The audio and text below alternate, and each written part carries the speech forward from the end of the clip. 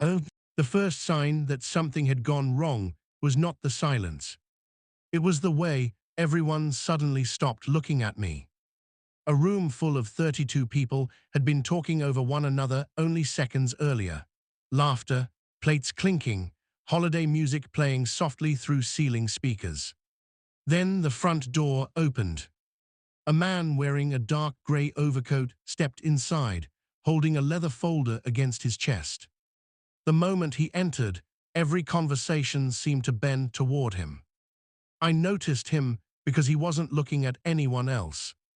He was looking directly at me. "Excuse me," he said. His voice wasn't loud.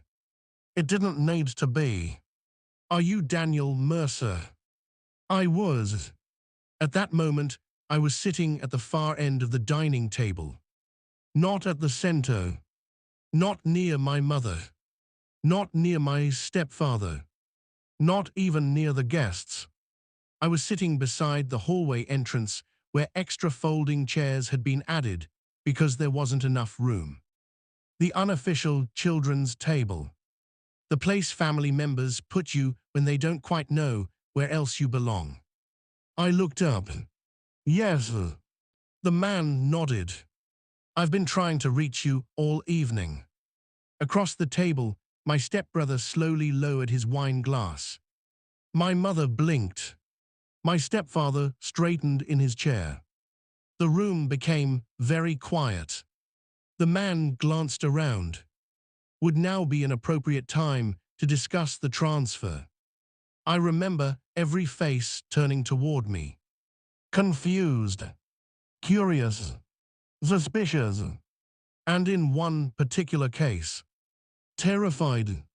Because only 10 minutes earlier my stepbrother had laughed, pointed his fork at me, and called me a burden to the family.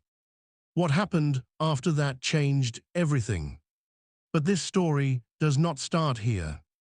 Welcome back to Revenge Cold Stories. Drop your first name and your city in the comments and subscribe before we go any further. My name is Daniel Mercer. I was 34 years old that winter. I worked 70 hours a week. Owned a small consulting company with 11 employees. Had helped businesses recover more than $27 million in operational losses over 6 years. And somehow, inside my own family, I was still considered the kid who couldn't get his life together. Funny how certain stories become permanent, even after reality changes. My family's version of me had been written when I was 12, and they never updated it. Back then, my mother had recently married Richard Coleman. Richard wasn't a bad man. That's important. People always want villains. Life rarely provides them. Richard was hardworking, disciplined, predictable, the kind of man who believed success came from structure. He woke up every day at 5:15 a.m., drank coffee from the same blue mug, balanced his checkbook every Friday, retired after 31 years with the same logistics company. He respected consistency. His biological son, Ethan, reflected that worldview perfectly. Ethan was 2 years older than me. Confident, athletic, popular, the type of teenager adults automatically trusted. Teachers liked him.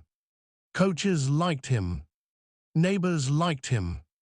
When Ethan spoke, people listened. When I spoke, people waited for me to finish. There is a difference. A huge difference.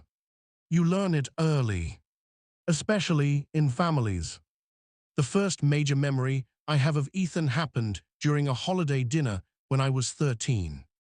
Everyone gathered around the table. My mother had spent 2 days cooking. Richard had invited relatives from 3 states.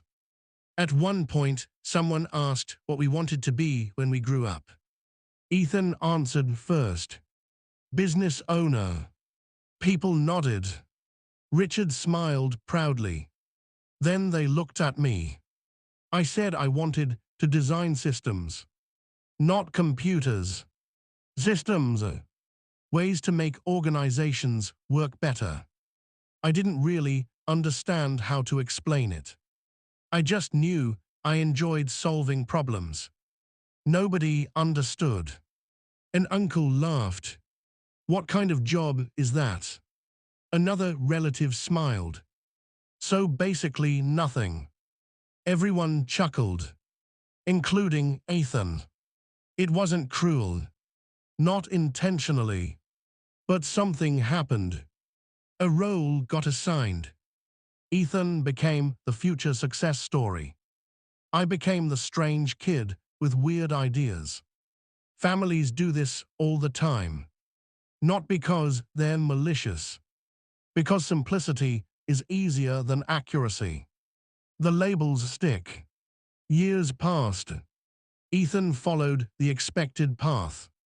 Business degree, corporate sales, steady promotions, visible success. I followed a less obvious road. Community college, night classes, contract work, temporary jobs, lots of failure. At 24, I had less than $900 in savings. At 25, I slept on a friend's couch for 4 months. At 26, my first consulting business collapsed after 14 months. Nobody in my family let me forget it. Especially Ethan.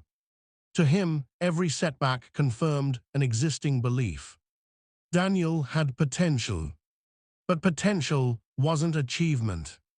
Daniel had ideas. But ideas weren't results. Daniel was always one step away from success. Never actually successful. The irony was that the failure eventually became the reason I succeeded. Because when nobody expects anything from you, you gain freedom. Freedom to experiment. Freedom to disappear. Freedom to build quietly, while everyone watches somebody else. That was exactly what happened. At 27, I started over. One client, then 2, then 6, then 14. I focused on operational efficiency. Companies hired me to identify waste, reduce losses, improve processes. Nothing glamorous, no flashy headlines, no luxury social media posts, just measurable results. Year 1 revenue, $82,000. Year 2, $214,000. Year 3, $610,000. Year 6, $3.8 million. But here's the interesting part. My family barely noticed. Because success that arrives gradually often looks invisible. Especially when people have already decided who you are. Ethan bought a luxury SUV. Everyone celebrated.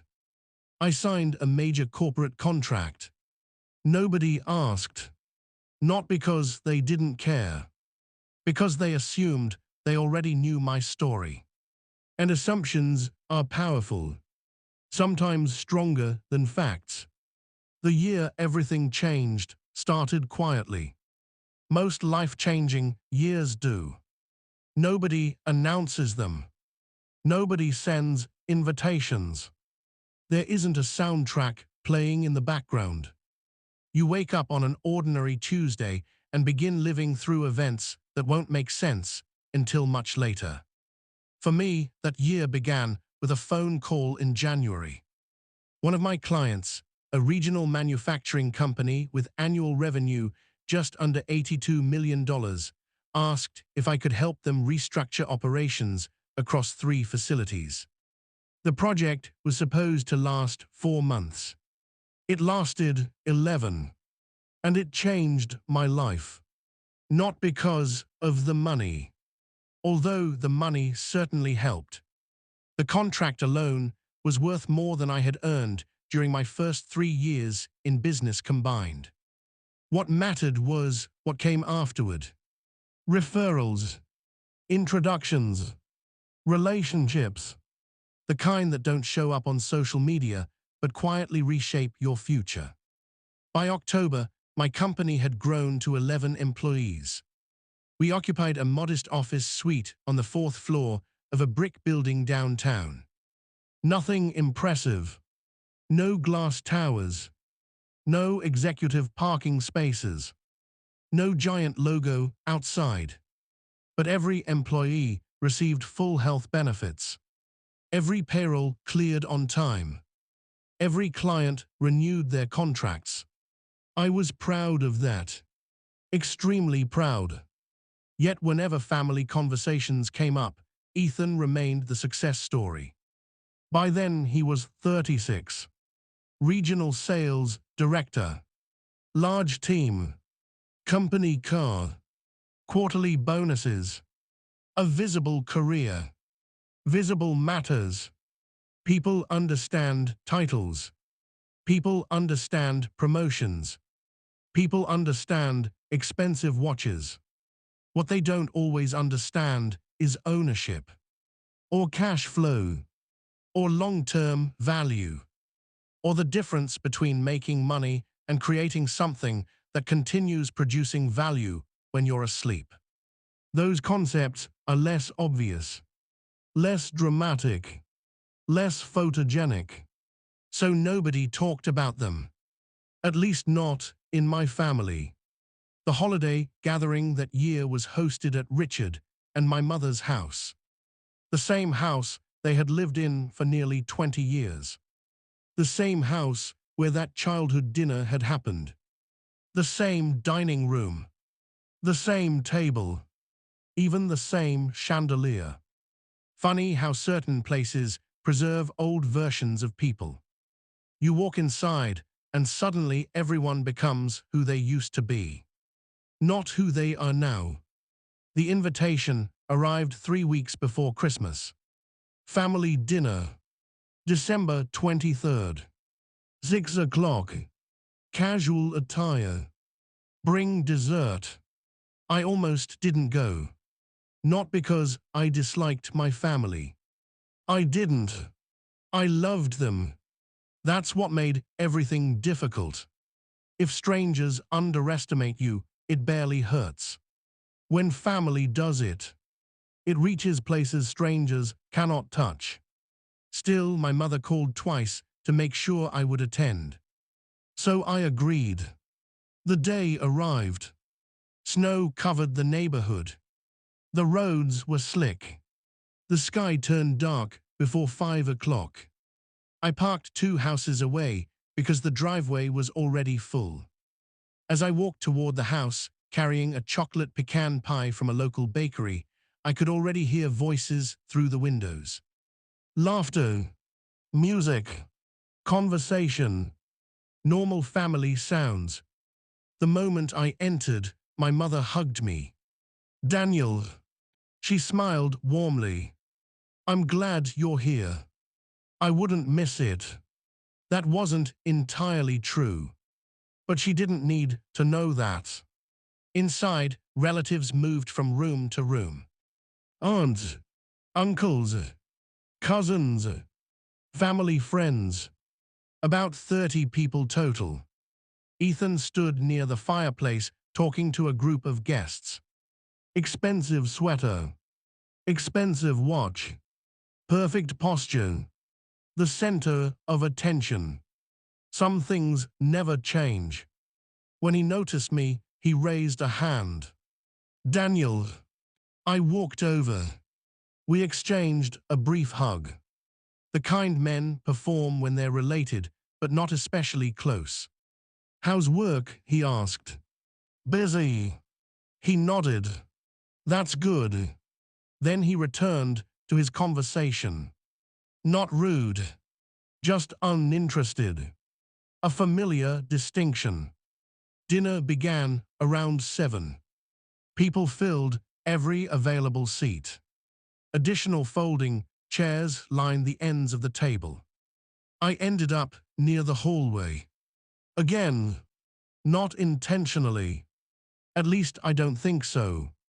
Sometimes family hierarchies become so automatic nobody notices them anymore. The conversations drifted through familiar topics. Politics, sports, travel, rising prices, children, jobs. Then someone asked Ethan about work. That opened the floodgates. 20 minutes of stories, quarterly targets, leadership meetings, national conferences, future promotions. Everyone listened. Richard looked proud. My mother looked proud. Honestly, they had every reason to be. Ethan worked hard. He earned his achievements. The problem wasn't that people celebrated him. The problem was that they never seemed curious about anyone else. Eventually, an aunt turned toward me. "What about you, Daniel?" 30 faces shifted. I smiled. "Things are going well. What exactly do you do again?" The question produced scattered laughter. Not cruel laughter. The laughter people use when admitting they genuinely don't know. I explained. Operational consulting, business efficiency, process improvement, cost reduction. Most people nodded politely. The way people nod when they stop understanding halfway through an explanation. Then Ethan chuckled. "What Daniel means is he tells companies how to organize spreadsheets." A few people laughed. I smiled politely. No point arguing. It's a little more complicated than that. "Sure." He grinned. "Whatever helps you sleep at night." Maury laughter. Small laughter. Harmless laughter. Except it wasn't harmless. Not really. Because moments like that don't exist in isolation. They're connected to years. Patterns. Assumptions. Stories. The room moved on. But something lingered. An hour later, desserts appeared. Coffee followed. Conversations split into smaller groups. That's when the comment happened. The one everyone remembers. The one that eventually changed everything. I was standing near the dining room doorway, holding a cup of coffee. Ethan stood across from me speaking with two cousins. One conversation became another. Then another. Eventually, the topic shifted toward family responsibilities. Helping parents. Supporting relatives. Future planning. Richard mentioned retirement. Someone joked about who would have to take care of everyone someday. Then Ethan laughed. A casual laugh. The dangerous kind. The kind that arrives without preparation. Without warning. He pointed toward me. "If we're being honest, Daniel's been the burden of the family for years." The room froze. Not completely, but enough. People heard it. People noticed. Even Ethan seemed surprised by his own words. Yet he continued. "You know what I mean." He shrugged. "Always chasing some new project, some new idea. We spend years wondering if he's finally figured things out." A few uncomfortable smiles appeared. Nobody spoke. Nobody challenged him. Nobody agreed either. The silence sat there. Heavy. Awkward. I looked at my coffee. Then at Ethan. Then around the room. My mother looked embarrassed.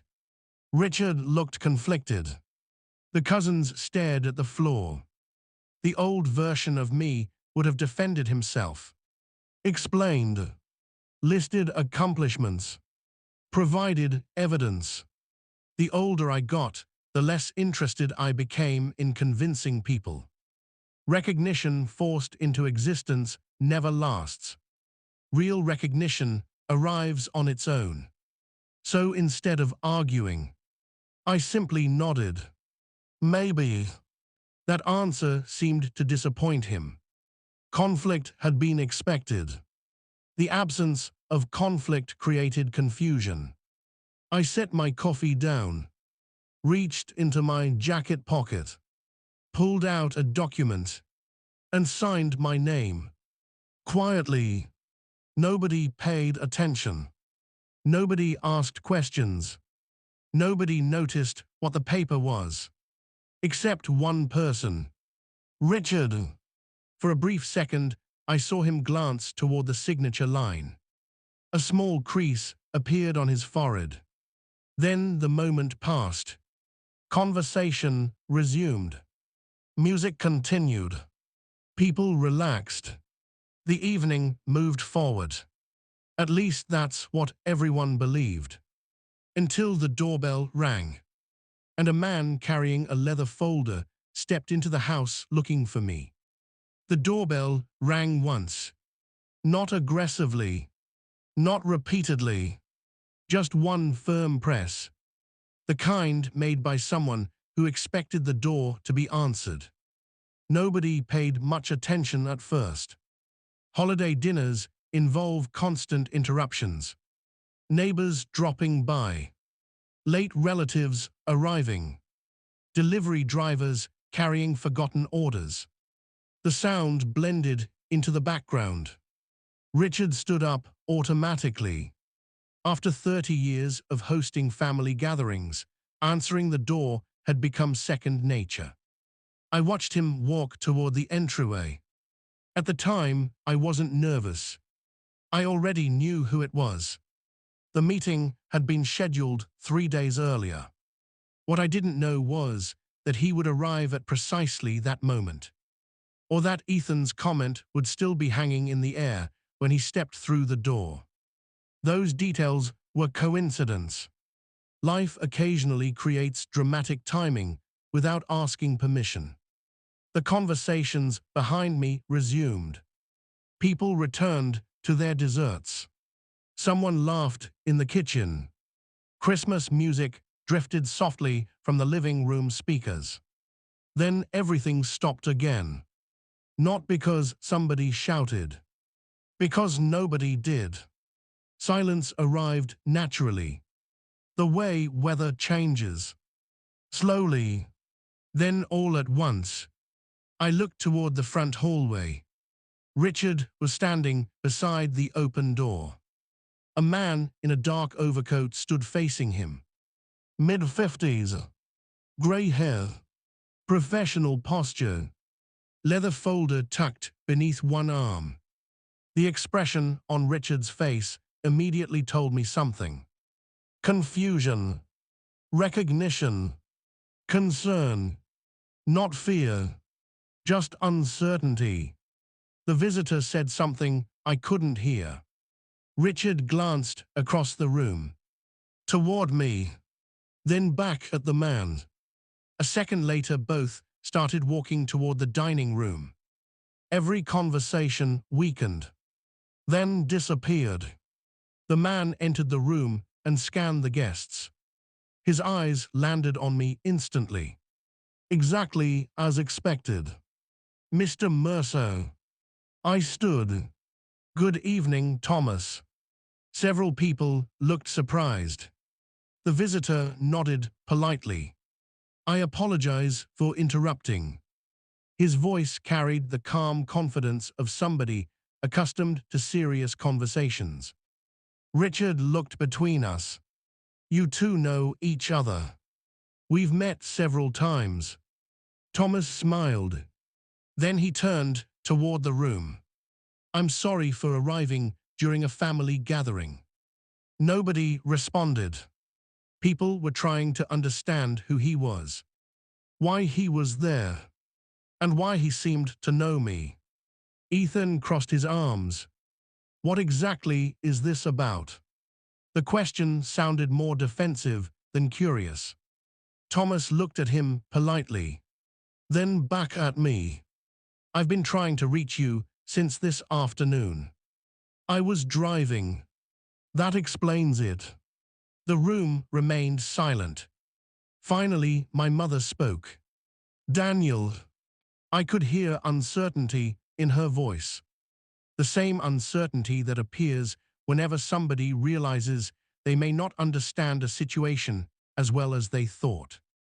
I smiled reassuringly. It's okay.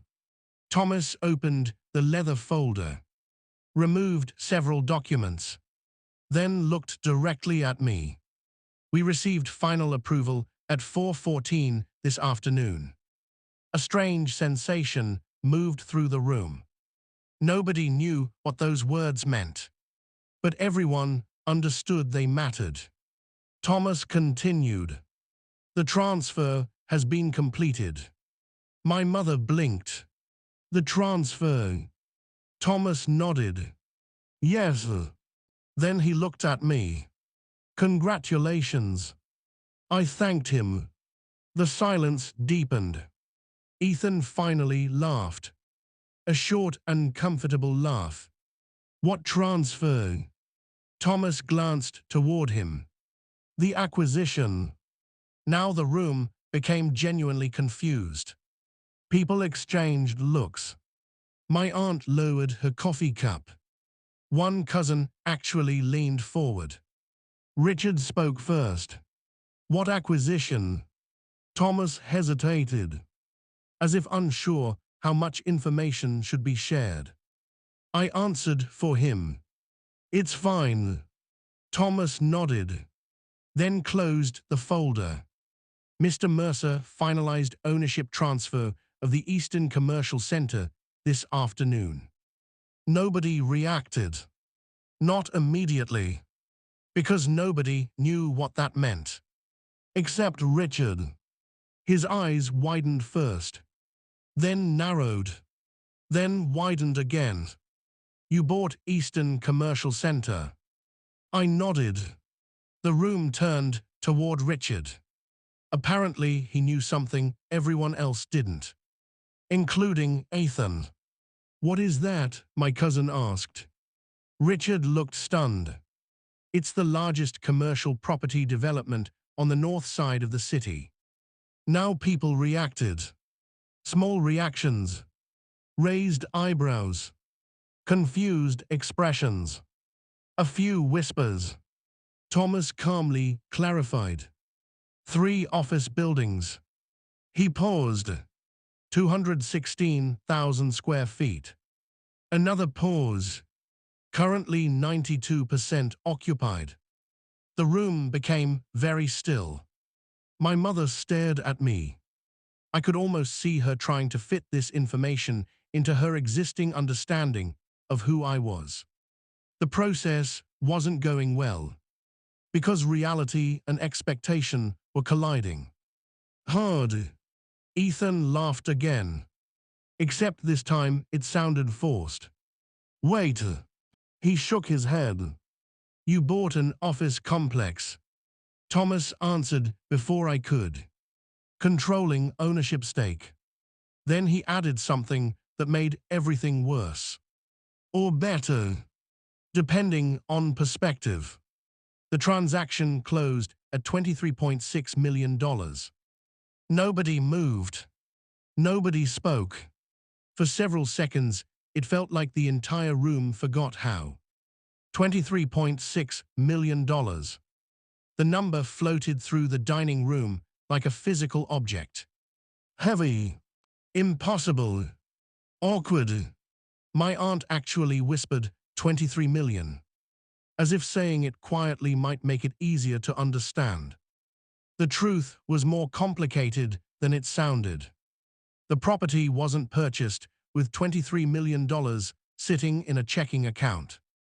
Commercial acquisitions rarely work that way.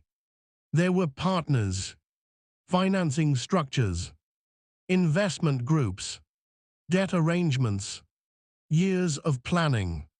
But none of those details mattered in that moment. People heard the number, and everything they thought they knew about me began rearranging itself. Slowly, Painfully, Richard sat down without realizing he had done so. My mother continued staring. Not at Thomas. At me. Ethan looked confused. Then suspicious. Then defensive. A progression I would watch repeatedly over the following months. How? The word escaped him before he could stop it. Just one word. How? Not congratulations. Not that's impressive. How? Because questions reveal more than statements, especially under pressure. I smiled. The same way most things happen. Nobody spoke. One step at a time. The room remained silent. Thomas glanced at his watch, then at me. I also brought the finalized documentation you requested. He extended the folder. I accepted it. Inside were several signed copies. The same documents I had quietly signed minutes earlier before he arrived. The final authorization forms. The papers nobody had noticed, including Ethan. Especially Ethan. Suddenly, I understood why Richard had looked concerned when he saw me sign them. He had recognized legal paperwork. Not the details, just the weight, the significance, the seriousness. The room wasn't processing numbers anymore. It was processing history. Years of assumptions. Years of casual jokes. Years of underestimation. And now those years were being compared against a reality nobody had expected. Not even close. Then something happened that I'll never forget. My mother started crying. Not dramatically. Not loudly. Just quietly. Tears appeared. She covered her mouth and shook her head. At first, I thought she was upset. Then I realized something else. She was remembering all the times she had defended me, all the times she hadn't, all the moments she had accepted other people's version of my story because it seemed easier than questioning it. There was regret in her eyes, not because I had become successful, because she suddenly realized how much of my journey she had never truly seen. And that realization hurt. A lot. More than anyone else understood. Thomas eventually excused himself. He shook my hand, wished me luck, and left. The door closed behind him. The house became silent once more. But now it was a different silence. Not awkward. Not confused. Reflective. The kind people experience when a long-held belief suddenly breaks apart. Nobody knew what to say. Especially Ethan. Because 10 minutes earlier, he had called me a burden. And now he was sitting across from a reality he had never considered possible. The strange thing was, I didn't feel victorious. I didn't feel angry. I didn't even feel satisfied. Mostly I felt tired. Because proving people wrong rarely feels the way you imagine. By the time it happens, you've usually stopped needing it. And that's exactly where I was. Finished needing permission. Finished needing approval. Finished needing anyone at that table to understand my worth before I understood it myself. The real surprise wasn't that the bank manager had arrived. The real surprise was what happened after everyone finally went home. The last guest left at 11:18 p.m. I remember because I checked the clock while putting on my coat. Not intentionally. Just one of those details that stays with you. The house felt different once the crowd disappeared. Holiday gatherings create a kind of temporary reality. Noise fills every corner.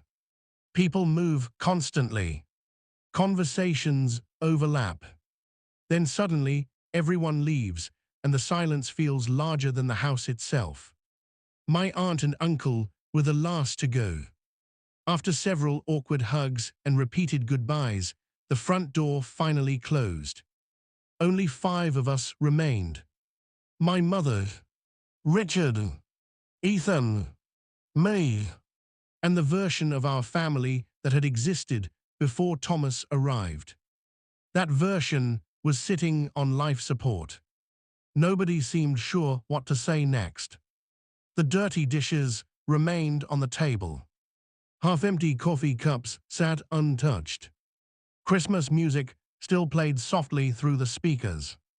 Eventually, my mother stood. "I'll clean up." "No." Richard's voice stopped her. "We can do that later." She sat back down. Nobody argued. Richard looked toward me. For nearly 20 seconds, he said nothing. Just studied my face. I realized something in that moment. Richard wasn't angry. He wasn't jealous. He wasn't even shocked anymore. He was reviewing evidence. That was how his mind worked. Always had. Richard approached life like an accountant approaches numbers. Observation first. Conclusion later. Finally, he leaned back. "How long?" The question surprised me. How long what? How long have things been going this well?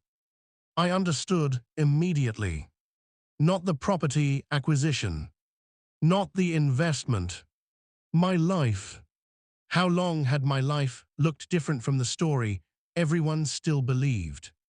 I considered the question. Several years. Nobody spoke. Richard nodded slowly. "As in 2 years." "Longer." "5." I nodded. The room grew quiet again. 5 years. Saying it aloud seemed to affect everyone. Because 5 years meant something important. This wasn't sudden. This wasn't luck. This wasn't one fortunate investment. 5 years meant an entire chapter of my life had happened, while people continued seeing me as someone else. My mother looked devastated. "Why didn't you tell us?" The question sounded sincere. Painfully sincere. I smiled gently. "I did." She frowned. "No." "I did." She stared at me, confused. So I gave examples. The consulting contracts. The office expansion. The employee growth. The commercial investments. The partnerships. The milestones. I had mentioned all of them. Many times. Not dramatically. Not as announcements. Just during ordinary conversations. The problem wasn't that I hadn't shared. The problem was that nobody had listened very carefully.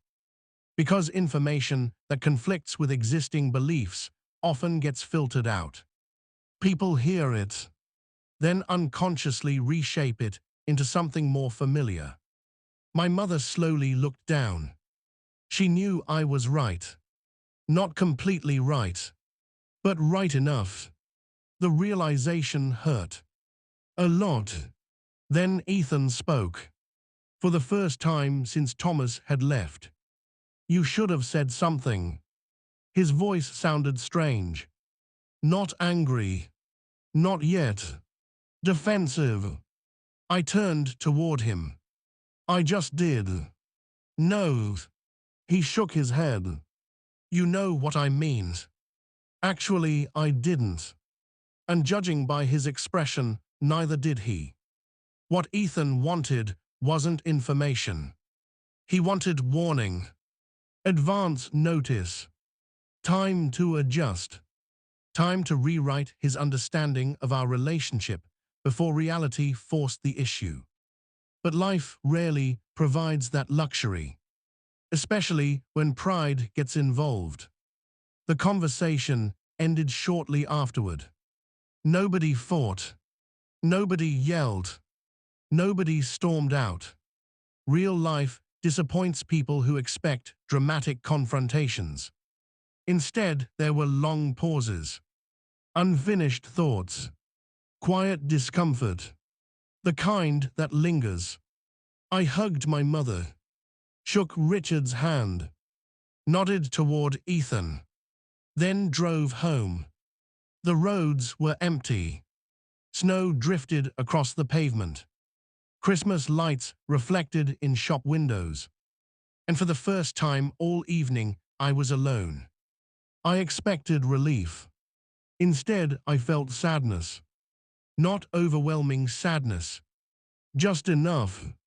Because success creates distance when people aren't prepared for it. Not financial distance, emotional distance.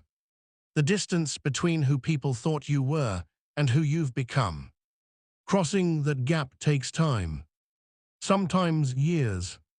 Sometimes it never happens. I didn't sleep much that night. Around 2:30 a.m. I made coffee and sat beside my apartment window overlooking the city. The acquisition documents rested on the table beside me. Months of negotiations. Hundreds of emails. Countless meetings. Finished. A major milestone. One I had imagined celebrating. Yet the thing occupying my thoughts wasn't the property. It was my mother crying. That image stayed with me. Not because she was disappointed. Because she looked heartbroken. Like someone realizing they had missed chapters of a book they thought they had been reading all along. The next morning, my phone began ringing. The first call came at 8:07. My cousin Sarah. Then my uncle. Then another cousin. Then an aunt. Apparently news traveled quickly. Families operate like small communication networks. Information moves faster than logic. By noon, nearly everyone who attended dinner had contacted me. Most conversations followed the same pattern.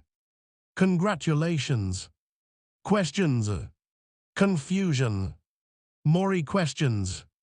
Then eventually, why didn't we know? I found myself repeating the same answer. You did. That answer made people uncomfortable. Because it shifted responsibility. Not aggressively, just honestly. Knowing something requires more than hearing it. It requires attention. And attention is a form of respect. The following week brought an even more interesting development. Richard called. Not my mother. Richard. He asked if we could meet for coffee. Just the two of us. That had never happened before. Not once in 22 years. We met at a diner near the interstate. Nothing fancy. The kind of place where retired men discuss weather forecasts over unlimited coffee. Richard arrived 12 minutes early. I arrived 10 minutes early. Naturally, he smiled when he saw me. The smile looked uncertain, almost nervous. That alone told me how seriously he was taking the conversation. We ordered breakfast, eggs, toast, coffee, then sat quietly for several minutes. Finally, Richard spoke. I owe you an apology. I wasn't expecting that. Richard continued before I could respond. I don't think I've been fair. The words seemed difficult for him. Not because he lacked honesty. Because honesty sometimes requires dismantling years of certainty. And certainty is comfortable. Even when it's wrong. He stirred his coffee. I always thought Ethan was carrying more responsibility. I listened. He was visible. Richard paused. You were quiet. There it was. The entire issue condensed into 4 words. He was visible. You were quiet. Visibility and value are not the same thing. But people confuse them constantly. Richard looked out the window. When you struggled in your 20s, I assumed that story continued. He laughed softly. Turns out, I stopped paying attention. The statement wasn't dramatic, but it meant a lot. Because genuine apologies rarely sound dramatic. They're simple, specific, honest. I thanked him. Then we spent nearly 2 hours talking. Really talking. Possibly for the first time in our lives. Not as stepfather and stepson. As 2 adults. That conversation changed something between us. Not overnight. Not completely. But permanently. For the first time, Richard wasn't speaking to the family version of Daniel. He was speaking to me. The actual me. And once that started happening, other changes followed. Some expected. Some not. Including what happened to Ethan. Because while everyone else spent the following months adjusting their perceptions, Ethan struggled with something much deeper. He wasn't trying to understand my success. He was trying to understand what it meant about himself. And those are very different questions. People often misunderstand envy. They imagine it as hatred, resentment, bitterness. Sometimes it is. But more often envy arrives disguised as confusion. Confusion about why somebody else's success feels strangely personal. Confusion about why another person's achievement creates discomfort instead of happiness. Confusion about why a story you've believed for years suddenly stops making sense. That was where Ethan found himself. And to understand what happened next, you have to understand something important about him. Ethan had built his identity around responsibility. Not money, not status. Responsibility. Since childhood, he had been the dependable one. The reliable one. The one adults trusted. The one people pointed toward when discussing the future. For decades, that role shaped how he saw himself. And there was nothing wrong with that. The problem appeared when that role quietly expanded. Without anyone noticing. Including Ethan. Over time, being the responsible one became being the successful one. Being the successful one became being the example. Being the example became being the benchmark. Eventually, without intending to, Ethan started measuring his worth relative to everyone around him. Especially me. Not because he disliked me. Because comparisons are easier than self-examination. And families encourage them constantly. Who's doing better? Who's earning more? Who's ahead? Who's behind? The scoreboard mentality sneaks into relationships. Slowly, then stays. For years, Ethan occupied the top position on that imaginary scoreboard. Then one holiday dinner disrupted the entire system. Not because I had suddenly become successful. Because success had existed for years.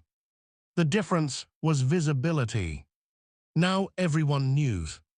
And once information becomes public, comparisons become unavoidable. The first signs appeared in January. Small things. Comments. Questions. Unexpected curiosity. My mother called more frequently. Richard invited me to lunch twice. An aunt asked for business advice. A cousin requested career guidance. Nothing dramatic. Just attention. Attention I had never received before. The strange part was that I didn't particularly enjoy it. People assume recognition feels amazing. Sometimes it does. Other times it feels awkward, especially when it arrives years late. Because part of you keeps wondering, would they care if the circumstances were different? I never found a good answer to that question. Meanwhile, Ethan grew quieter, not openly hostile, just distant. The family group chats continued. The holiday photos got shared. Birthdays were celebrated. Everything looked normal from the outside, but something underneath had shifted. Then came February, my mother's birthday, a smaller gathering, only 12 people, nothing formal, just dinner at a local restaurant. I arrived a few minutes early. My mother hugged me. Richard shook my hand. Several relatives greeted me warmly. Then Ethan arrived. For the first time in my memory, he seemed uncomfortable entering a family event. Not because of me specifically, because he no longer knew where he fit. The previous hierarchy had disappeared, and people behave strangely when old maps stop working. Dinner began. Conversations flowed. At one point, my cousin asked about the commercial property acquisition. Then another relative asked a follow-up question. Then somebody else joined. The discussion lasted maybe 7 minutes. Nothing excessive, nothing intentional. But I noticed Ethan becoming quieter. Not angry, invisible. For years he had occupied the center of those conversations. Now attention had shifted elsewhere. Not permanently, just temporarily. Yet temporary changes often reveal permanent assumptions. Halfway through dinner, I deliberately redirected the conversation. Asked Ethan about work. Asked about his team. Asked about recent projects. The effect was immediate. His posture changed. His voice became stronger. The discussion expanded naturally. People engaged. The evening improved. On the drive home, I kept thinking about that moment, because it reminded me of something important. Recognition isn't a limited resource. One person's success doesn't reduce another person's value. Yet people often behave as if it does. Months passed. Spring arrived. The commercial property performed well. Occupancy increased. New tenants signed leases. Several renovation projects finished ahead of schedule. Professionally, things continued moving forward. Personally, life became more complicated. Not worse, just different. The biggest change involved my mother. For the first time in years, she started asking real questions. Not surface questions, actual questions. About work, about goals, about challenges, about decisions. One evening, she called, and we spoke for nearly 90 minutes. At one point, she became quiet. Then she said something I'll never forget. You know what bothers me most? I waited. I thought I knew everything important about your life. Her voice sounded fragile. I was wrong. I understood exactly what she meant. Parents spend years gathering information about their children. Memories, experiences, observations. Eventually, those pieces become a story. The problem is that stories freeze. People don't. My mother had been interacting with a version of me created years earlier. Not intentionally, just gradually, like everyone else. The difference was that she recognized it. And recognition creates opportunity. After that conversation, we became closer than we had been in decades. Not because of money, Not because of business success, because curiosity finally replaced assumption. That was the real change, the real victory. Not the acquisition, not the investment, not the attention, the curiosity, the willingness to see somebody clearly. Around late April, another unexpected thing happened. Richard invited me to speak at a local business association event. At first, I thought he was joking. He wasn't. The organization regularly hosted presentations for entrepreneurs and business owners. Roughly 100 attendees. Small audience. Professional setting. Nothing extraordinary. I accepted. The presentation focused on operational efficiency, systems, decision-making, long-term growth. The subjects I had loved since childhood.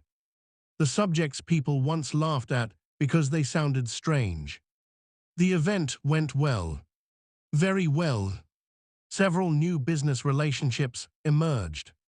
Potential partnerships. Future opportunities. But that's not what made the evening memorable. The memorable part happened afterward. As attendees mingled, Richard introduced me to someone.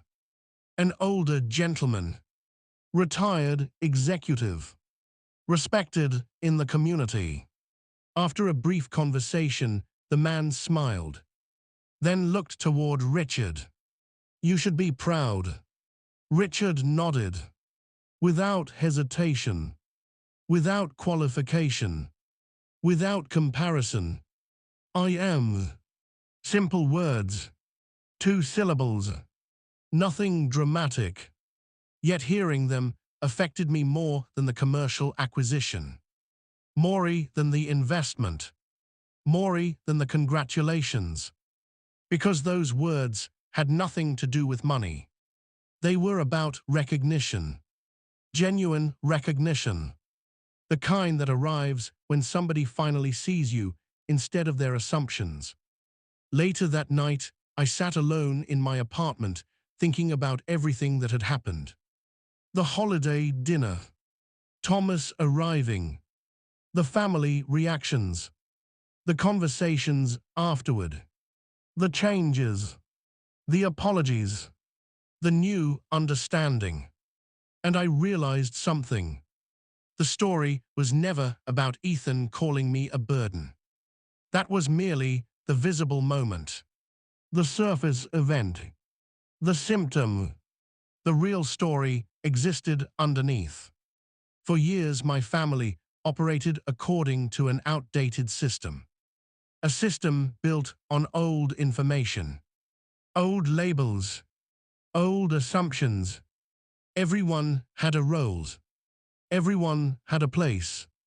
Those roles simplified reality, but they also distorted it. Then one evening reality interrupted the system.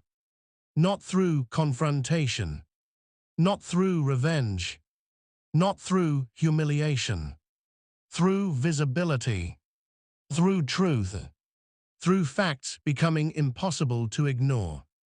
And once that happened, everyone faced the same choice. Update their understanding, or cling to an outdated story. Most chose to update, including my mother, including Richard, eventually even Ethan, though his journey took longer, much longer, because sometimes the hardest person to forgive isn't someone else. It's yourself. And Ethan was still learning that lesson. A lesson that would finally come into focus 6 months later during another family gathering, when he said something none of us expected. 6 months later, the family gathered again. Not for a holiday, not for a birthday, not for a crisis, just a summer barbecue in Richard and my mother's backyard. The kind of gathering families have when life is finally calm enough to allow one. The weather was warm. Children ran through sprinklers. Someone played music from a portable speaker. The smell of grilled food drifted across the yard. On the surface, everything looked ordinary. But families are rarely defined by what happens on the surface. They are defined by the invisible stories running underneath. And those stories had changed. Not completely, not perfectly, but enough. I arrived around 3 in the afternoon, carrying a tray of food. Several relatives greeted me immediately. Not with excitement, not with exaggerated admiration. Just naturally, comfortably. The novelty had worn off, which was exactly what I wanted. Success becomes exhausting when it turns into a permanent topic. Eventually, you want people to stop talking about what you've accomplished and start talking to you again. Fortunately, that's what had begun happening. My cousin Sarah asked about a recent hiking trip. An uncle wanted restaurant recommendations. My aunt showed me photos of her new puppy. Normal conversations. The best kind. For most of the afternoon, everything felt easy. Then Ethan arrived. I noticed him standing near the back gate, holding a small cooler, watching the gathering before stepping inside. For a brief moment, he looked uncertain. Then he walked forward. People greeted him warmly. Nothing unusual. Nothing forced. Yet I could tell he was paying attention to something. The atmosphere. The dynamics. The subtle changes. Noticing how relationships evolve when old assumptions disappear. About an hour later, we found ourselves standing near the grill. Just the two of us. The first time we'd been alone together in months. For several seconds, neither of us spoke. Then Ethan surprised me. You know, he stared toward the yard. I was pretty angry after Christmas. I waited. Not because I was cautious. Because interruptions are expensive. People reveal important things when given room. Ethan laughed softly. Actually, that's not true. He shook his head. I wasn't angry. Another pause. I was embarrassed. There it was. The real emotion. Not jealousy. Not resentment. Embarrassment. Because embarrassment often hides behind anger. Especially for men. Especially inside families. Ethan leaned against the fence. For months, I kept replaying that dinner. I stayed quiet. I couldn't stop thinking about what I said. The words came slowly now. Measured. Careful. As soon as they left my mouth, I knew something was wrong. He looked toward me. Not because of the property. He shook his head. Before any of that happened, I understood. The comment. The burden remark. The moment itself. Ethan exhaled. You ever realize you've been talking to a version of somebody that doesn't exist anymore? The question caught me off guard. Because it was surprisingly insightful. And surprisingly honest. I nodded. Sometimes. He laughed. That's what happened. The grill crackled beside us. Children shouted somewhere across the yard. The world continued moving. Yet that conversation became one of the most important moments of the entire story. Because it represented something rare. Not apology. Understanding. The two are different. Apologies acknowledge actions. Understanding changes behavior. Ethan looked down. I kept comparing myself to you. I didn't respond. He continued. And the weird thing is, he smiled. I don't even know when it started. That observation struck me because it was true. Most unhealthy comparisons don't begin with conscious decisions. They accumulate, year after year, conversation after conversation, until eventually they're part of how you see the world. And by then, they feel normal, natural, reasonable, even when they're not. Ethan rubbed the back of his neck. The more successful I became, the more I needed to believe I was ahead. The honesty surprised me, not because it was harsh, because it was vulnerable. Few people admit things like that, especially out loud, especially to the person involved. Then he looked directly at me. And that's not your fault. I nodded. Neither of us said anything for a moment. Then Ethan laughed. You know the worst part. What? I actually thought I was encouraging you.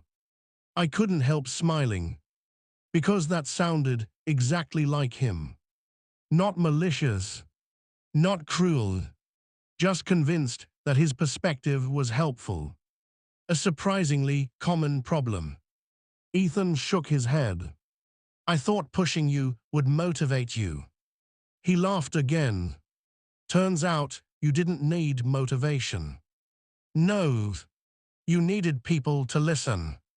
That sentence stayed with me. Not because it was profound, because it was accurate. Most people don't need more advice. Most people don't need more criticism. Most people need attention. Real attention. The kind that allows them to be seen clearly. We talked for nearly 40 minutes.